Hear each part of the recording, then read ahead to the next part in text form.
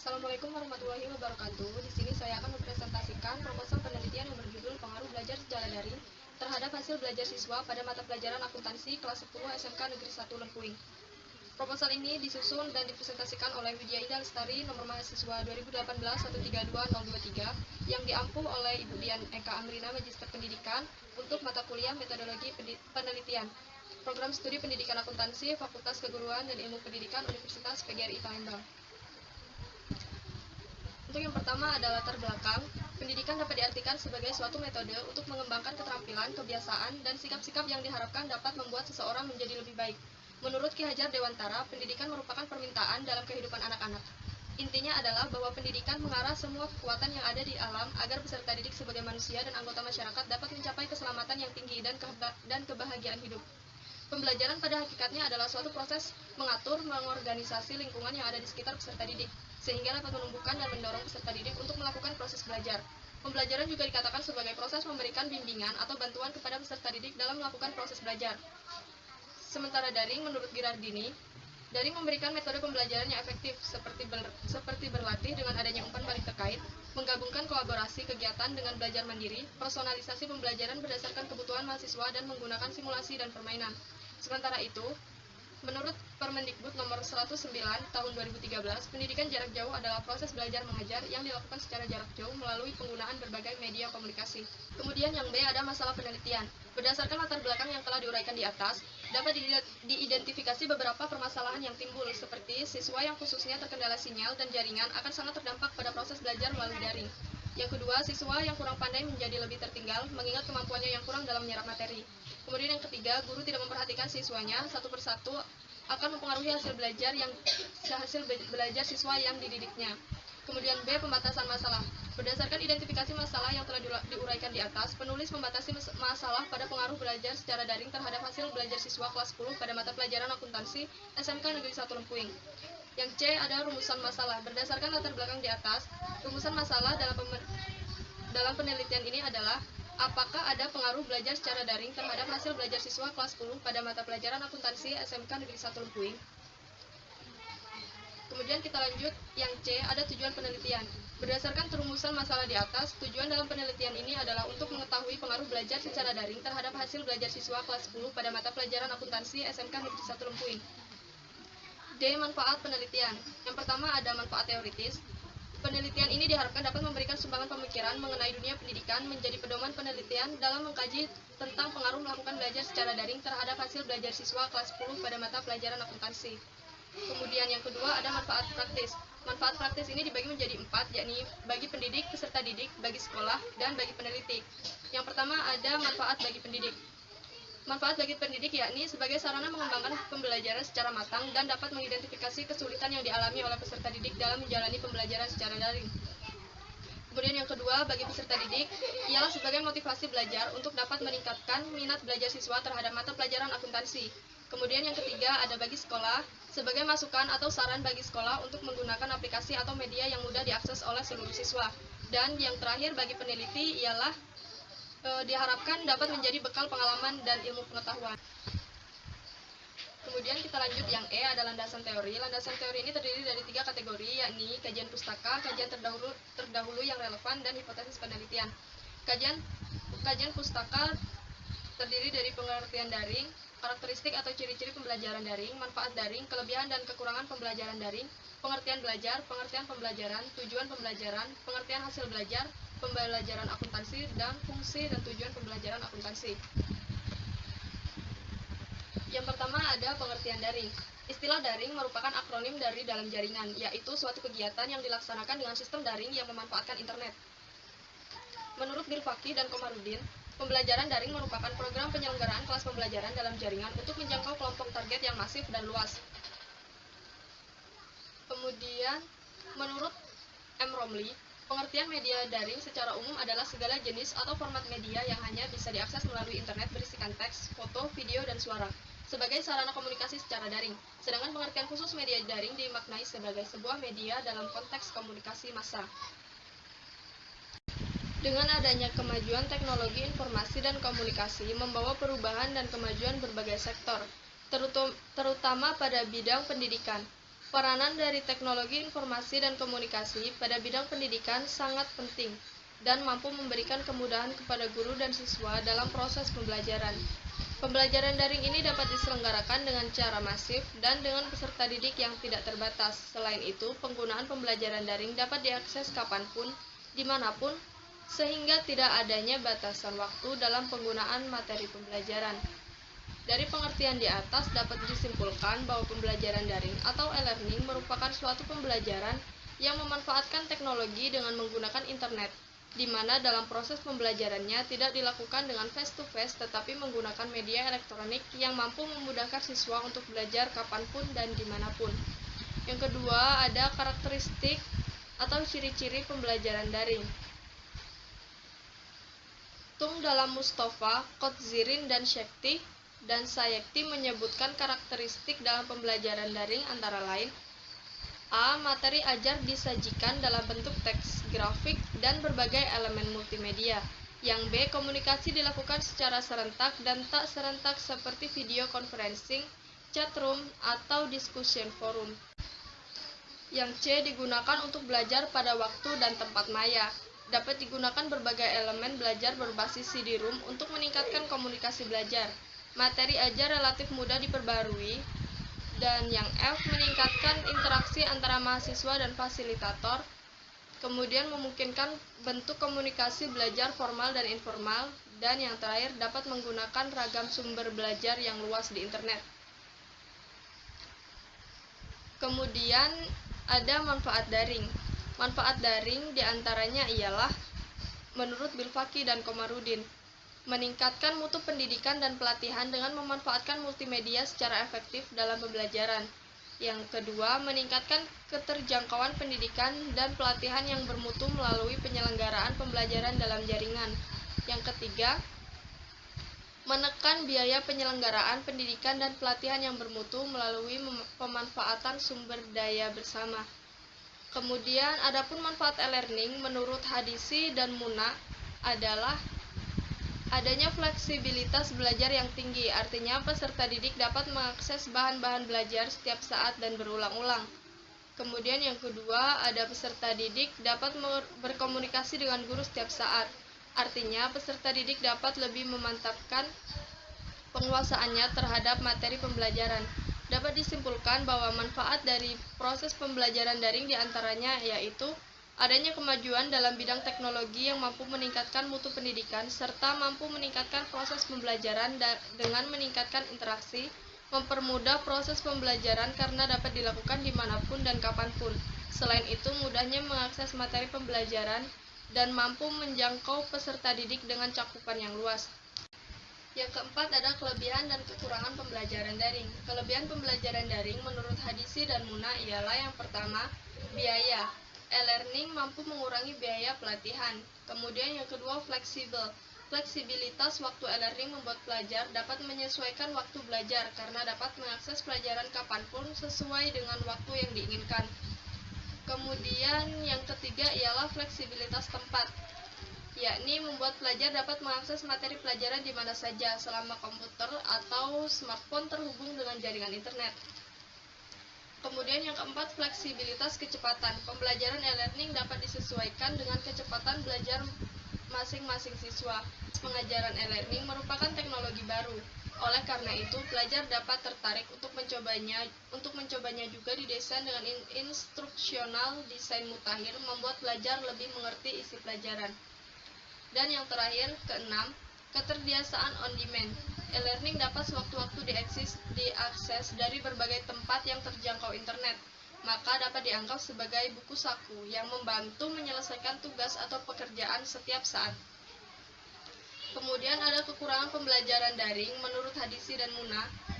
Yang pertama adanya kurangnya interaksi antara guru dan siswa, bahkan antar siswa itu sendiri, yang mengakibatkan keterlambatan terbentuknya velus dalam proses belajar mengajar. Yang kedua, kecenderungan mengabaikan aspek akademik atau aspek sosial dan sebaliknya, mendorong tumbuhnya aspek bisnis. Yang ketiga, proses belajar dan mengajarnya cenderung ke arah pelatihan daripada pendidikan. Yang keempat, siswa yang tidak mempunyai motivasi belajar yang tinggi cenderung gagal. Dan yang terakhir, tidak semua dapat tersedia fasilitas internet. Mungkin hal ini berkaitan dengan masalah tersedianya listrik, telepon, ataupun komputer. Yang kelima, ada pengertian belajar. Pengertian belajar sudah banyak ditemukan oleh para ahli. Berikut diuraikan beberapa pengertian belajar menurut para ahli. Menurut Gagner, Dahlan Susanto Ahmad, belajar dapat didefinisikan sebagai suatu proses di mana suatu organisme berubah perilakunya sebagai akibat pengalaman. Dengan demikian, belajar dapat dikatakan sebagai perubahan perilaku makhluk hidup sebagai akibat dari pengalaman.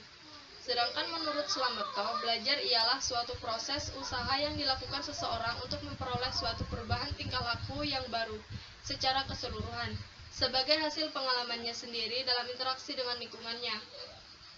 Kemudian ada menurut Hamalik Umar, belajar adalah suatu proses perubahan tingkah laku melalui interaksi antara individu dengan lingkungan. Yang terakhir, menurut Brunner, belajar tidak untuk mengubah tingkah laku seseorang, tetapi untuk mengubah kurikulum sekolah menjadi sedemikian rupa sehingga siswa dapat belajar lebih banyak dan mudah. Dari beberapa pengertian belajar tersebut dapat disimpulkan bahwa belajar merupakan usaha perubahan tingkah laku secara menyeluruh melalui pengalaman langsung akibat interaksi antar individu dengan lingkungannya. Perubahan tersebut terjadi secara sadar, terus-menerus, dan terarah. Yang keenam, ada pengertian pembelajaran. Pembelajaran adalah proses interaksi peserta didik dengan pendidik dan sumber belajar pada suatu lingkungan belajar. Pembelajaran merupakan bantuan yang diberikan pendidik agar dapat terjadi proses pemerolehan ilmu dan pengetahuan, penguasaan kemahiran dan tabiat, serta pembentukan sikap dan kepercayaan pada peserta didik. Dengan kata lain, pembelajaran adalah proses untuk membantu peserta didik agar dapat belajar dengan baik. Proses pembelajaran dialami sepanjang hayat oleh seorang manusia, serta dapat berlaku dimanapun dan kapanpun.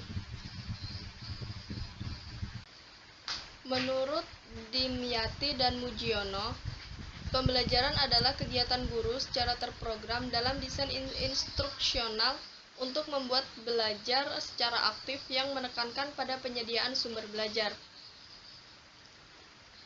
Dari beberapa pengertian di atas dapat ditarik kesimpulan bahwa pembelajaran adalah usaha sadar dari guru untuk membuat siswa belajar, yaitu terjadinya perubahan tingkah laku pada diri siswa yang belajar, dimanapun perubahan itu dengan didapatkannya kemampuan baru yang berlaku dalam waktu yang relatif lama dan karena adanya usaha.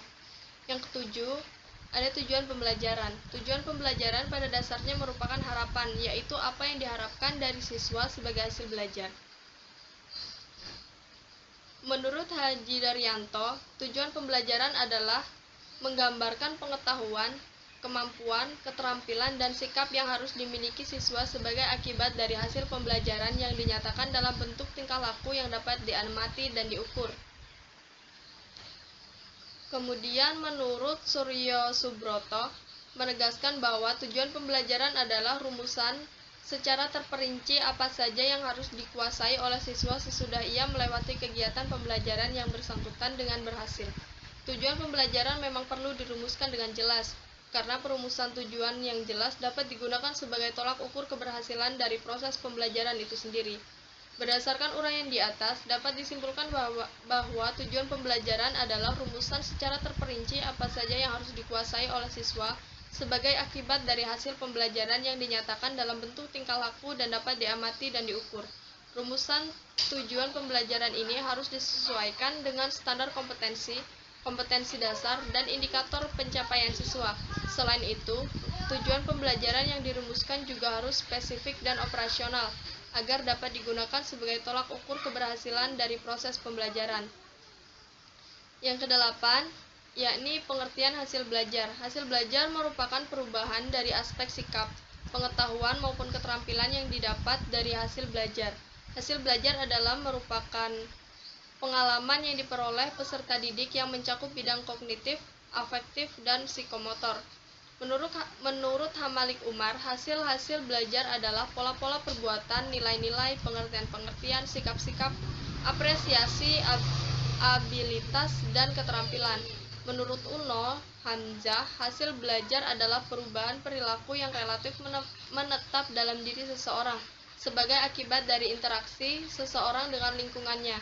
Hasil belajar memiliki beberapa ranah atau kategori dan secara umum merujuk pada aspek pengetahuan, sikap, dan keterampilan.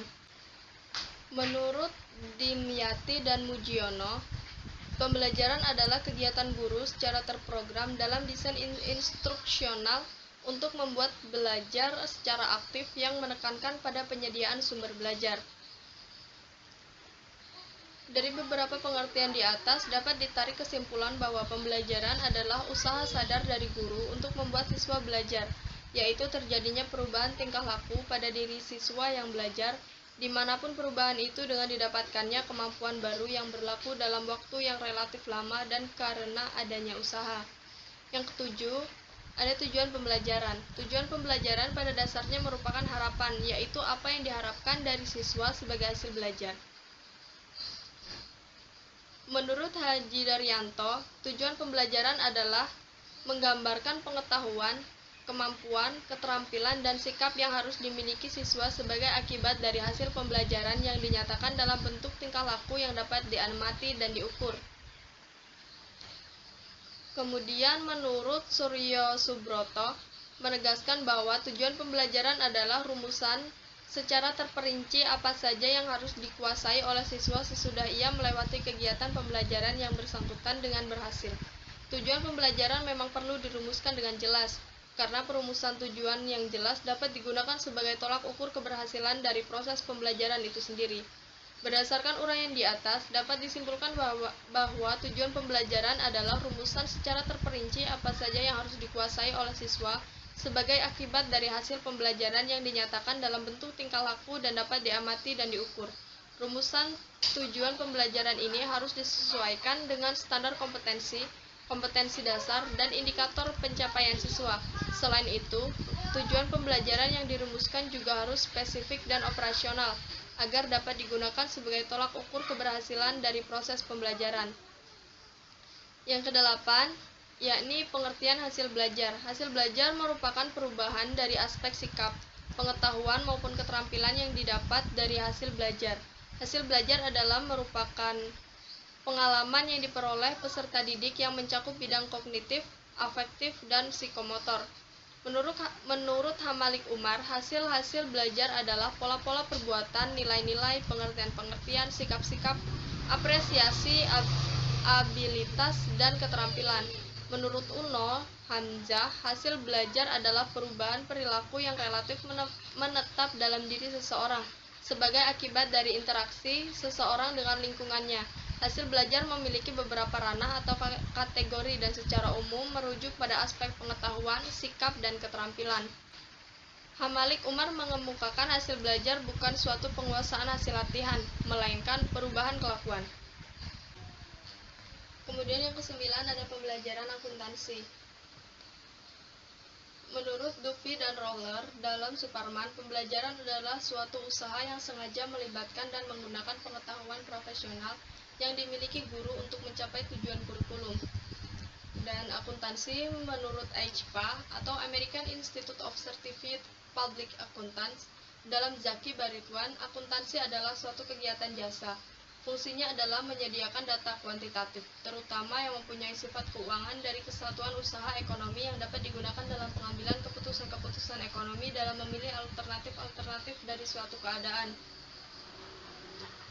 Menurut American Accounting Association, dalam Kardiman dan kawan-kawan, akuntansi adalah proses pengidentifikasian, pengukuran, dan penyampaian informasi ekonomi yang memungkinkan dilakukannya penelitian dan keputusan yang tepat bagi para pemakai informasi tersebut. Saat ini akuntansi telah familiar disebut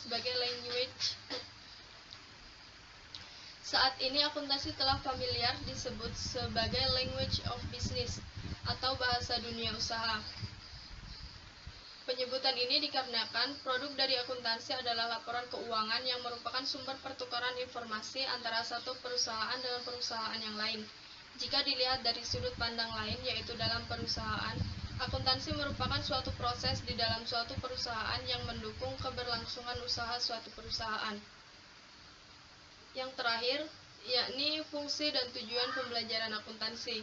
Fungsi pembelajaran akuntansi pada sekolah menengah kejuruan atau SMK adalah mengembangkan pengetahuan, keterampilan, sikap rasional, teliti, jujur, dan bertanggung jawab melalui prosedur pencatatan, pengelompokan, pengikhtisaran transaksi keuangan, penyusunan laporan keuangan, dan penafsiran perusahaan berdasarkan standar akuntansi keuangan.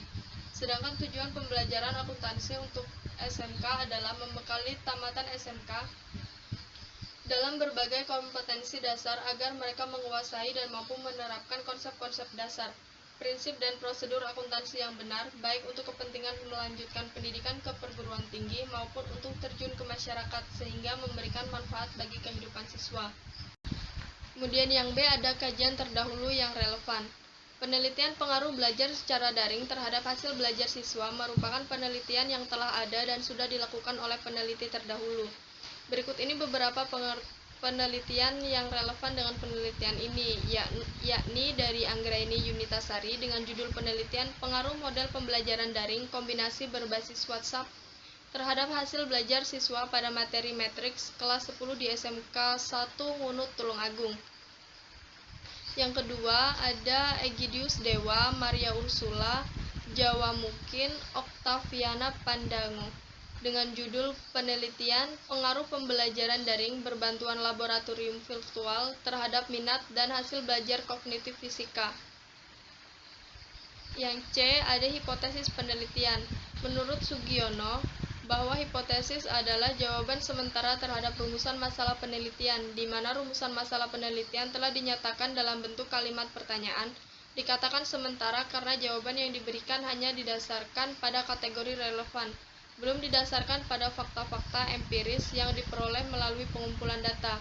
Adapun langkah-langkah dalam menguji hipotesis ini dimulai dengan menetapkan hipotesis 0 atau H0 dan hipotesis alternatif atau HA. Pemilihan tes statistik dan perhitungannya menetapkan tingkat signifikansi dan penetapan kriteria pengujian.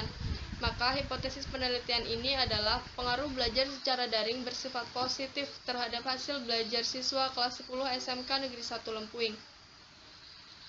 Kemudian kita lanjut lagi ada metode penelitian,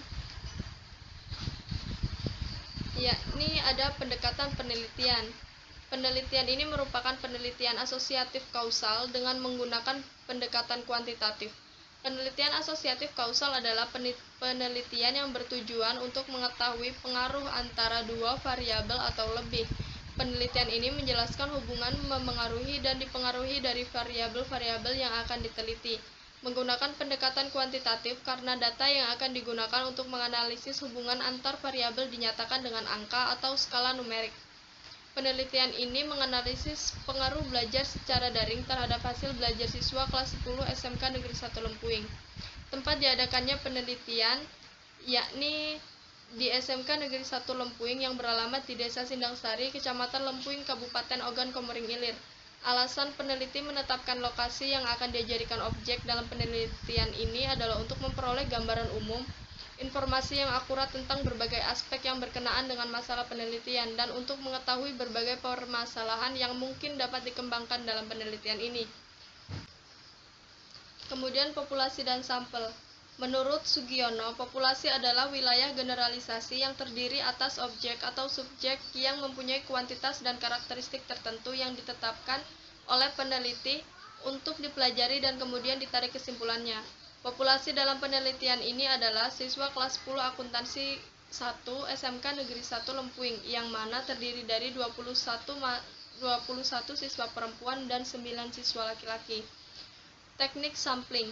Teknik dalam pengambilan data penelitian ini menggunakan sampling jenuh dan simple random sampling. Sampling jenuh menurut Sugiono, teknik penentuan sampel ini bila semua anggota populasi digunakan sebagai sampel. Hal ini sering dilakukan jika jumlah populasi relatif kecil, kurang dari 50 orang. Menurut Sugiono, simple random sampling adalah pengambilan sampel dari populasi yang dilakukan secara acak tanpa memperhatikan strata yang ada dalam populasi itu. Besarnya sampel dalam penelitian ini berjumlah 30 orang. Kemudian ada definisi variabel dan definisi operasional. Definisi variabel. Menurut Sugiono mendefinisikan pengertian variabel penelitian sebagai berikut. Variabel penelitian adalah segala sesuatu yang berbentuk apa saja yang ditetapkan oleh peneliti untuk dipelajari sehingga diperoleh informasi tentang hal tersebut. Kemudian ditarik kesimpulannya. Penelitian pada siswa kelas 10 akuntansi SMK Negeri 1 Lempuing ini menggunakan dua variabel, yaitu variabel bebas dan variabel terikat. Definisi operasional. Yang A. Pembelajaran daring. Istilah daring merupakan akronim dari dalam jaringan, yaitu suatu kegiatan yang dilaksanakan dengan sistem daring yang memanfaatkan internet. Menurut Bilfaki dan Komarudin, pembelajaran daring merupakan program penyelenggaraan kelas pembelajaran dalam jaringan untuk menjangkau kelompok yang masif dan luas. Jadi, pembelajaran daring bisa disebut dengan pembelajaran jarak jauh yang dilakukan secara online dengan memanfaatkan aplikasi pembelajaran maupun jejaring sosial. Dan hasil belajar yaitu perubahan dari aspek sikap, pengetahuan maupun keterampilan yang didapat dari hasil belajar. Hasil belajar adalah merupakan pengalaman yang diperoleh peserta didik yang mencakup bidang kognitif. Kemudian yang selanjutnya ialah teknik pengumpulan data. Teknik pengumpulan data adalah cara yang digunakan untuk mengumpulkan informasi atau fakta-fakta yang ada di lapangan.